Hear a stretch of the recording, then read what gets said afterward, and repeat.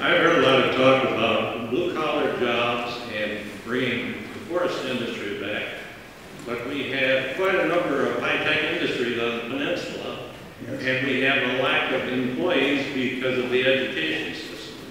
Could you address what your plans would be for, first of all, the Department of Education, and secondly, getting control of our school boards back to the local people, and trying to integrate some of the scientific information that we need for these kids to get jobs? I'm working with it myself right at the moment. It's a serious problem here. There is a labor pool of probably 450 people, and for jobs at Westport, Angeles Composites, Thermionics Northwest, J&S Fabrication, Port Townsend, Atlas Industries over there, they can't find employees because there are not the math skills. As you know, we're 25th in math in the world and 19th in science. What are your plans to overhaul education?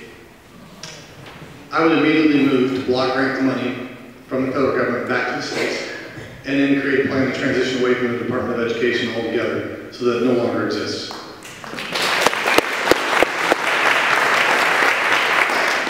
The Department of Education was created under Carter, and it has fully failed us. It has failed our kids.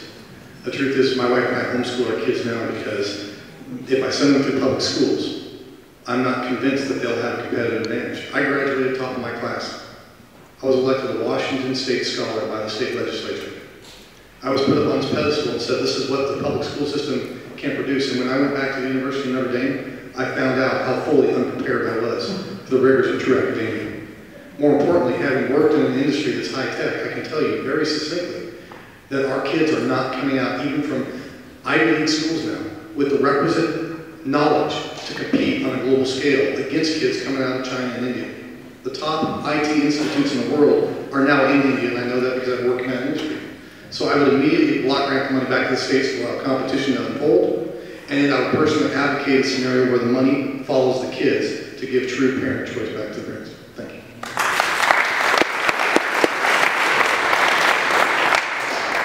I would immediately dismantle the Department of Education. And I wouldn't take a halfway step, I would immediately dismantle it. Take education back to the states, get the federal government out of the business of telling the states how they have to educate.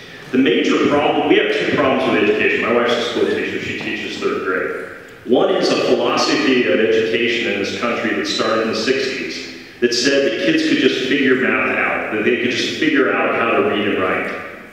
And it allows for teachers to essentially be a little lazy if they're not really dedicated teachers, because it gives them an excuse to say, oh, well, we'll have a project and you'll figure out that. It doesn't work. Other countries have figured this out. We need to change that philosophy, and that needs to happen at the state level. Local boards, state-driven legislatures can change that philosophy.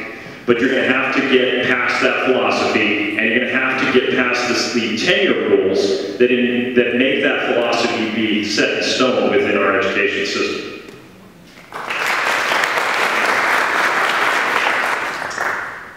Education, particularly with STEM education, science, technology, engineering, and math, is a national security issue for our country. We have weapon systems that will take us into the next 20 years. When you get beyond that, there's a real question about where the engineers are going to come to design those weapons, design manufacturing. I don't want to get too much into weapon systems. Of course, it's across the board. The craftsmen to manufacture that. So we have to address that quickly and effectively.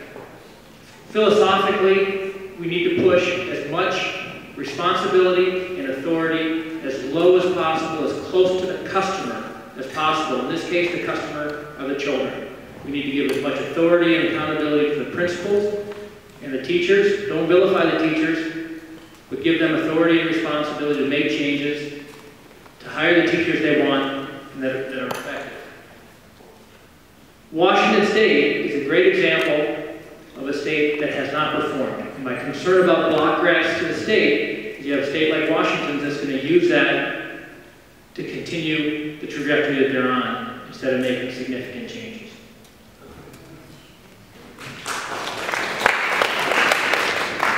Well, you can lead a person to school, but you can't make him think.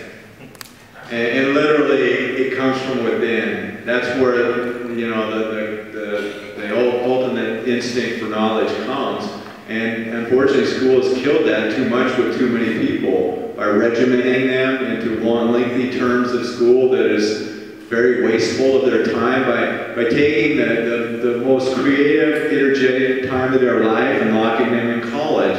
I think really we need to really look at the educational, quote, system and institute all kinds of reforms, starting with competition through vouchers. I think we need to lessen the requirements for degrees in certain jobs and let the employers decide.